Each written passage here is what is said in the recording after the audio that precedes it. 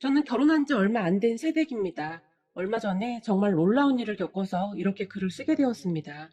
그날은 제가 몸이 좋지 않아서 평소보다 일찍 퇴근을 했는데요. 잠시 후에 집에 도착을 해서 엘리베이터를 탔는데 저를 보며 우리 윗집 아줌마가 인사를 했어요. 다들 그러시겠지만 평소 아파트 사람들과 친하게 지내고 그러진 못했어요. 저도 회사를 다녔고 퇴근해서 집에 오면 녹초가 되기 일쑤였으니까요.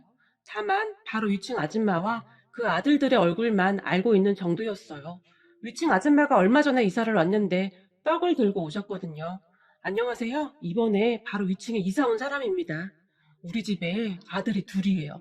저희가 최대한 층간소음이 발생하지 않게 노력할게요. 그런데 가끔 너무 심하면 이 번호로 문자 주시면 바로 조용히 시킬게요. 제게 떡과 함께 연락처를 건넸어요. 아, 네, 감사합니다. 그런데 저희는 평일에는 종일 집이 없을 거라 너무 신경 안 쓰셔도 될 거예요. 이만할 때는 다 그렇죠, 뭐. 괜찮아요. 밤 늦은 시간에만 조심해 주시면 될 것 같아요. 거기다 제가 좀 둔해서요. 라며 제가 활짝 웃었어요. 그럴 수밖에 없었던 것이 그분 옆에 남자아이 둘이 멀뚱멀뚱거리며 저를 바라보고 있었거든요. 그 뒤 윗집 아줌마와는 서로 막 친해진 것은 아니었지만 아줌마는 맛있는 음식을 하거나 하면 저에게 가져다 주곤 했었어요. 저도 맛있는 과일이나 과자 등을 사서 윗집에 가져다 주기도 했고요.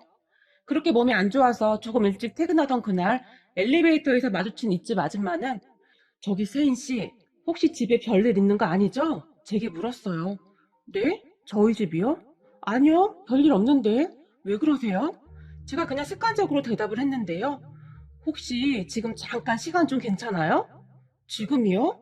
무슨 급한 일이세요? 그게 내가 한동안은 그냥 계속 지켜보기만 했는데 내가 세인 씨를 아예 모르는 것도 아니고 우리한테 항상 잘해주기도 하는데 아무래도 계속 마음에 걸려서요. 왜요? 무슨 일인데요? 제가 물었고 지금 시간 괜찮으면 잠깐만 우리 집에 가서 얘기 좀 하다 갈래요? 여기서 막 할 얘기는 아닌 것 같아서요. 몸이 너무 안 좋아서 그냥 거절할까 했는데 아무래도 아줌마의 표정이 심상치가 않아 보였어요. 그렇게 아줌마를 따라 아줌마네 집으로 들어갔고 아줌마에게 따뜻한 유자차를 한 잔 얻어 마시며 대화를 했는데요. 저기 혹시 말이에요. 사람들이 그쪽 남편 보면서 수근거리는 거 모르고 있죠? 아줌마가 단도직입적으로 저에게 물었어요. 네? 우리 남편이요? 혹시 우리 남편이 뭘 크게 잘못했나요? 우리 남편이 다른 사람들한테 막 피해주고 그런 성격은 아닐 텐데요. 제가 놀라서 물었고, 아니, 다른 사람들한테 뭘 크게 잘못한 건 없는데, 다른 사람들이 봐도 좀 이상한 행동을 하니까 그렇죠. 이상한 행동이라니요? 제가 놀라서 물었는데요. 제 말에 아줌마가 계속 눈치를 보다가는 우리 동에 201호 여자 혹시 아는 사람이에요? 제게 물었어요. 201호요? 아니요. 저는 전혀 모르는 분인데요. 좀 전에도 말씀드렸듯이 저는 우리 아파트에 아는 사람이 별로 없습니다. 그러니까 내가 봐도 그런 것 같던데. 근데 남편분이 말을 하다 아줌마가 잠시 말을 멈췄고 제가 그런 아줌마를 빤히 바라보고 있었어요. 근데 소문으로는 남편분이 201호에 자주 들락날락 한다고 그렇게 소문이 났어요. 경비 아저씨도 알고 있을 정도예요. 네? 우리 남편이요? 잘못 보셨겠죠. 우리 남편도 여기 아는 사람이 없거든요. 그때까지 저는 전혀 터무니없는 말이라고 생각하고 있었어요. 하지만 아줌마가 제 대답은 아예 들은 척도 하지 않고 거기 201호 아줌마가 이혼하고 혼자 애를 키우고 있거든요. 근데 세인 씨 남편이 거기를 자꾸 들락날락 하니까 이상한 소문이 나는 거죠. 거기다 더 이상한 소문도 있는데 말을 해야 할지 말아야 할지 모르겠네. 아줌마가 다시 제 눈치를 봤는데 그때쯤은 저도 긴장을 하고 있었어요. 아니 지금 남편이 그 집을 들락날락 한다는 소리조차도 기가 막힐 판국인데 그것보다 더 이상한 소문이라니. 저는 그저 머리가 멍해져 있었는데요. 더 이상한 소문이라뇨? 제가 최대한 침착한 목소리로 물었고 이건 그냥 나도 들은 말이니까 오해하지 말고 들어요. 아줌마들이 워낙 말이 많잖아요? 라고 오늘 떼던 아줌마는 제게 충격적인 얘기를 했어요. 그 201호 아줌마가 이혼하고 아들이랑 둘만 산다고 했잖아요? 근데 사람들 말이 세인 씨 남편하고 그 집 아들하고 너무 많이 닮았다고 아무리 봐도 붕어빵같이 닮았다고 엄청 수근대고 있어요. 말을 하던 아줌마가 걱정스레 제 안색을 살폈어요. 그렇게 위층 아줌마의 말을 다 들은 저는 그저 정신이 몽롱할 뿐이었는데요. 그때 당시 몸도 좋지 않았었고 아무래도 너무나 큰 충격에 잠시 넋이 나갔던 것 같아요. 그런 저를 보며 스테인 씨 괜찮아요? 내가 괜한 말을 했나 보다. 아줌마가 당황해서 어쩔 줄을 몰라 했어요. 네, 괜찮아요. 그리고 오늘 말씀해 주셔서 감사해요. 남편 오면 확인 한번 해볼게요. 그럼 저는 이만 내려가 볼게요. 몸이 너무 안 좋아서요. 라며 제가 자리에서 일어났는데요. 저기 그냥 물어보면 남자들이 대부분 아니라고 잡아뗀다고 하던데 몰래 숨어서 한번 봐요. 그러다 진짜로 그 집으로 들어가는 거 보이면 따라 들어가서 확인해 보는 게 좋을 것 같아요. 그리고 요즘은 모든 걸 다 녹음해둬야 증거 자료로 쓸 수 있다고 하니까 혹시나 맞다면 참고하고요. 세상이 참 너무 무서워졌네요. 아줌마가 걱정스레 바라보며 말을 했어요. 그런 아줌마의 말에 급히 고개만 끄덕이고 내려왔는데요. 충격이 크기도 했지만 몸에 열이 더 많이 나는 것 같았어요. 그렇게 저는 방에서 한동안 잠만 잤던 것 같은데 잠시 후에 남편이 와서 저를 깨웠어요. 자기야, 열 나는 거 아니야? 남편이 물었고, 아니야, 약 먹어서 괜찮아. 근데 오늘 저녁은 당신 혼자 챙겨 먹어야겠다. 난 지금 밥 먹을 상황이 아니라. 사실 바로 그때 남편에게 201호 그 여자와의 관계에 대해 물어보고 싶었지만 위층 아줌마의 말대로 신중할 필요가 있었어요. 잠시 후 남편은 밖에 나가는 것 같더니 죽을 사서 가지고 와서는 제게 직접 먹여줬어요. 남편 항상 착했고 저에게 참 잘하던 사람이었어요. 그런데 이런 사람이 바람이라니요. 아무리 생각하고 또 생각해봐도 저는 믿을 수가 없었어요. 그런 남편에게 자기야, 근데 자기는 가족도 없어서 외로웠다면서 우리 아이 빨리 갖고 싶지 않아? 제가 물었어요. 그런 제 물음에 남편이 그때도 말했잖아. 우리가 아직 준비가 안 돼서 그렇다고. 남편은 이상하리만큼 아이 갖는 것을 뒤로 미루곤 했었는데요. 문득 아까 윗집 아줌마가 했던 말이 맞을지도 모른다는 생각이 들기도 했어요. 그 순간 남편에게 따져 묻고 싶은 생각이 간절했지만 그냥 꾹 참았어요. 물론 착하디 착한 남편을 의심하는 것에 대해 죄책감도 들었지만 만약에 소문이 사실이라면 저도 준비는 해야 했으니까요. 그렇게 저는 몇 날 며칠을 고민만 했어요. 전에 이런 일을 당하는 사람들을 보면 왜 똑부러지게 행동하지 못할까 싶었는데 제가 직접 그 입장이 되니까 사실 쉽지가 않더라고요. 그래서 정말 어렵게 새언니에게 전화를 했어요. 우리 오빠에게 전화를 해봐야 우리 오빠 성격이 워낙 불같아서 괜히 일만 꼬일 것 같았거든요. 그렇게 우선 새언니와 따로 만나서 새언니에게 다 이야기를 했는데 고모부가요? 설마요. 다른 사람도 아니고 고모부가 그럴 리가요. 새언니는 많이 놀란 듯 했어요. 언니 말이 맞습니다. 우리 남편은 저에게뿐만 아니라 제 친정 가족들에게도 정말 잘했으니까요. 그렇게 놀라했던 새언니에게 언니, 저도 사실이 아니길 바래요. 하지만 만약 그게 사실이라면 저도 준비는 해야 할 것 같아서요. 언니가 좀 도와줬으면 해서요. 제가 새언니에게 부탁을 했어요. 걱정 마요. 그럼 우리가 뭐부터 해야 할까요? 새언니가 물었고, 그렇게 우리는 차근차근 준비해갔고, 그러던 어느 날, 새언니와 둘이 남편이 퇴근하기를 기다렸다가 뒤를 미행하기 시작했어요. 우리 아파트가 복도식 아파트라 밖에서도 확인이 가능했기 때문에 새언니와 제가 밖에 몰래 숨어 있다가 남편이 그 집으로 들어가는 것이 맞는지 확인을 해봤는데요. 그렇게 얼마 되지 않아 우리는 남편이 계단을 통해 2층으로 올라가는 것을 봤고, 곧 자연스럽게 걸어서 201호로 들어가는 것을 봤어요. 그 모습을 보며 세상에나 어쩜 이럴 수가 있어요? 새언니의 입에서 비명이 새어나왔고 저는 그 상황이 도저히 믿어지지가 않아서 언니 그 사람 지금 201호로 들어간 거 맞죠? 그럼 지금껏 한 아파트에서 두 집 살림을 했다는 얘기네요? 정말 기가 막혔던 나머지 딱히 어떤 말을 해야 하나 생각이 나지 않았거든요. 그런 남편을 바라보는데 문득 이곳으로 이사를 오기 전 일들이 주마등처럼 스쳐 지나갔어요. 1년 반쯤 전에 남편이 자기야, 우리 회사 직원이 점 보고 왔는데 아주 기가 막히대. 매년 찾아가는 점집인데 소문난 대박집이라네. 거기서 그 직원 뱃속의 아이가 아들인 것도 맞췄대. 그리고 그 직원한테 문서원이 있다고 했는데 그 주인집에 무슨 문제가 생겼던 것인지 지금 전세로 살고 있던 아파트를 주인이 금매로 내놨었다나 봐. 그래서 그거 사서 지금 돈 엄청 많이 벌었대. 우리도 거기 한번 가볼까? 평소 점이나 사주 같은 것에 관심도 없던 남편이 그날따라 오히려 저에게 점을 보러 가자고 계속 얘기를 했어요.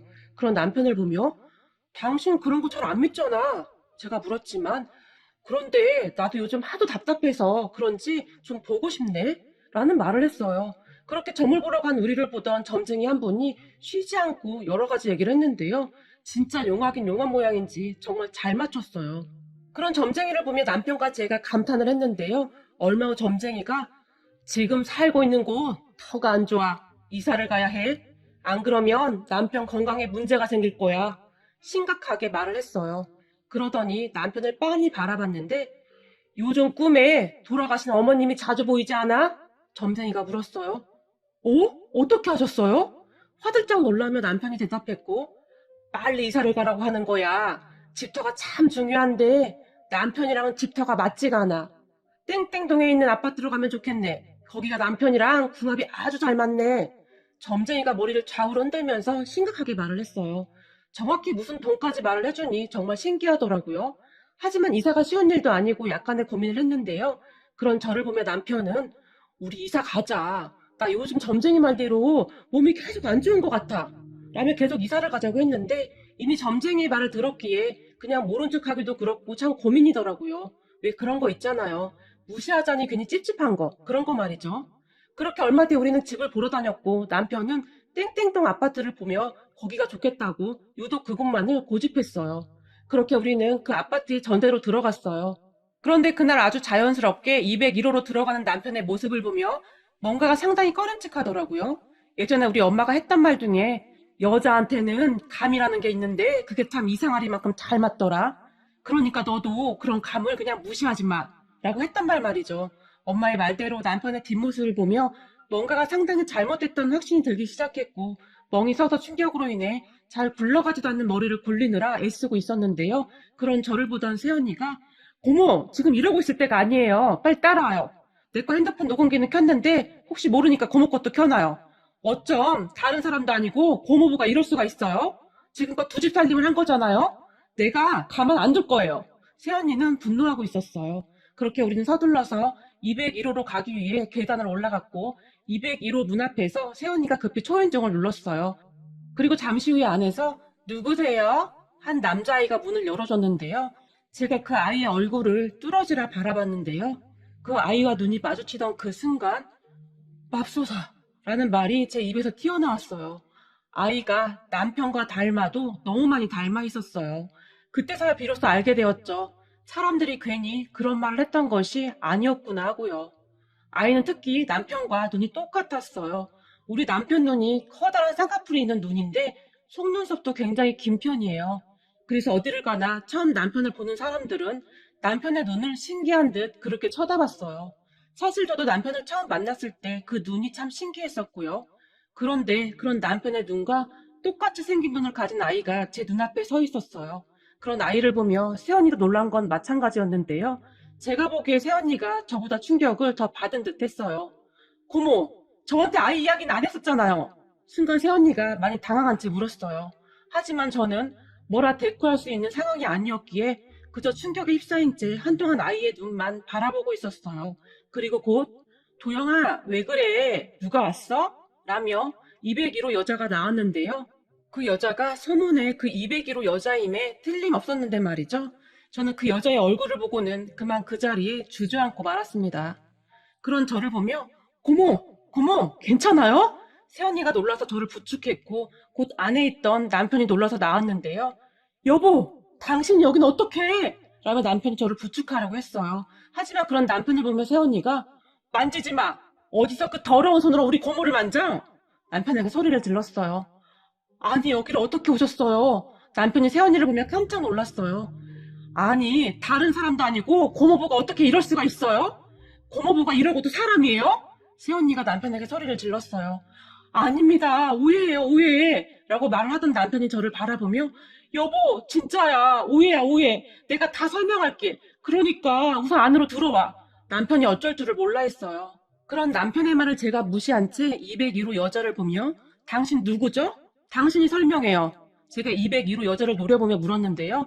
여보, 내가 설명할게. 제발 부탁이 안으로 들어와. 남편이 저를 잡아 끌었고 그 순간 새언니가 우리 남편을 보며 내가 우리 고모한테 손대지 말라고 했지. 우리 고모 우리 집에서 귀한 딸이야. 얼마나 애지중지 컸는데 감히 니까진 놈이 우리 고모한테 이딴 식으로 해? 그때쯤 새언니는 이미 정신줄을 놓은 상태였는데요. 저는 우리 집의 늦둥이였고 새언니는 제가 중학교 무렵에 우리 오빠와 결혼을 했어요. 그때 우리는 한동안 같이 살았어요.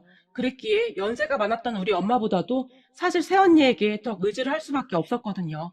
소풍을 갈 때도 항상 예쁜 도시락을 싸줘서 친구들이 다들 부러워할 정도였어요. 사실 새언니는 저를 그냥 딸같이 그렇게 생각을 했던 것 같아요. 그랬으니 우리 새언니 눈이 뒤집어질 수밖에요. 그런 새언니는 가족도 없고 정말 아무것도 없는 당신을 우린 아무 편견 없이 받아줬어.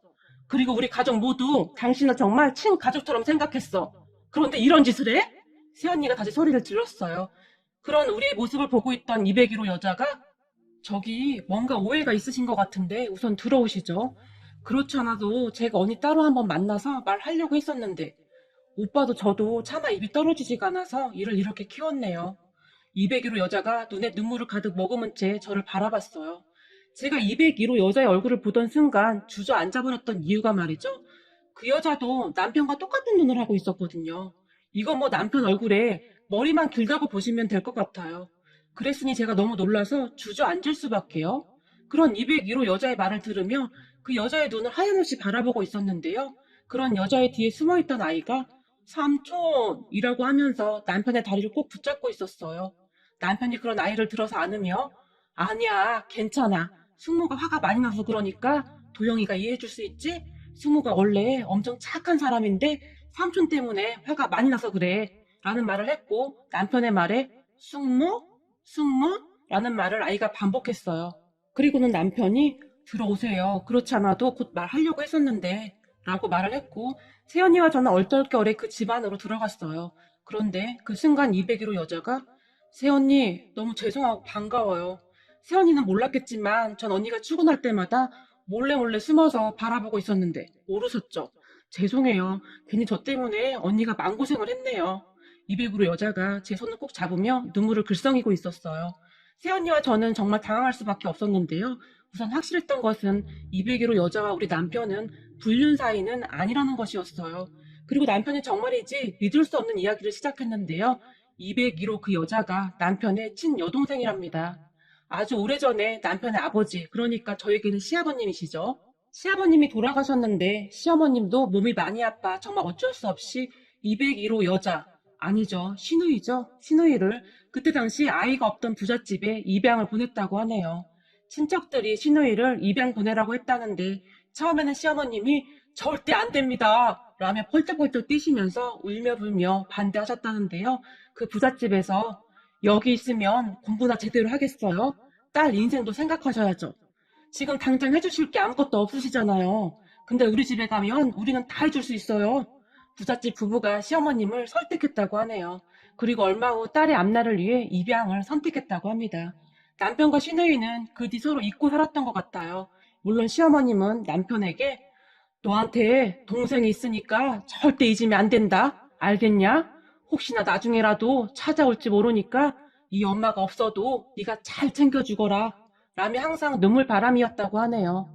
그런데 입양을 갔던 시누이가 그 집에서 잘 살았다면 참 좋았을 텐데 처음에는 정말 잘해줬다고 하는데요. 나중에 그 부잣집에 기적적으로 친아들이 태어나면서부터 참 힘들게 살았다고 하네요. 그래도 다행인 것은 고등학교 때까지는 키워줬다고 하는데 그 뒤로는 너무나 지긋지긋해서 도망 나오다시피 집에서 나왔다고 합니다. 그렇게 친구와 함께 기숙사가 있는 공장에 취직을 해서 고생이란 고생은 다 한 모양이더라고요. 그러다가 괜찮은 남자를 만났고 결혼까지 해서 한동안은 잘 살았다는데 시누이가 임신을 하고부터 남편이 변하기 시작했다는데요. 바람난 여자와 살겠다고 떠나갔다고 하네요.